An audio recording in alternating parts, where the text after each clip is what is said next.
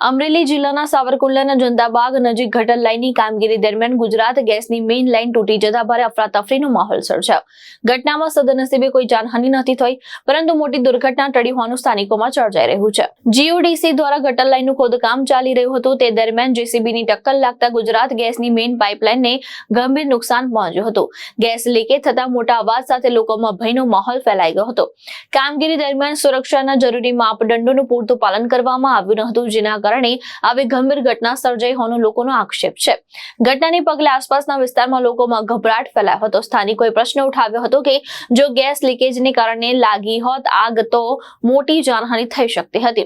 આવી સ્થિતિમાં જવાબદારી કોની રહેત? તંત્રની બેદરકારી સામે સ્થાનિકોએ ભારે રોષ વ્યક્ત કર્યો હતો. સ્થાનિકોએ સમગ્ર ઘટનાની નિષ્પક્ષ તપાસ કરી જવાબદાર સામે કાર્યવાહી કરવાની તેમજ ભવિષ્યમાં આવી ઘટના ન બને તે માટે સુરક્ષાના તમામ નિયમોનું કડક પાલન કરવામાં આવે તેવી માંગ કરી છે. મારું નામ કુમાર કિશોરભાઈ. જનતાબાગની અમે ગટર લાઇનનું કામ ચાલુ હોવાથી ગેસની મેઇન લાઇન તૂટી અને લોકોના અફડાતફડી મચી ગઈ હતી અને તંત્ર આમાં ધ્યાન આપે તો સારું. તંત્ર અત્યારે નિદ્રાધીનમાં હોય એવું દેખાય છે.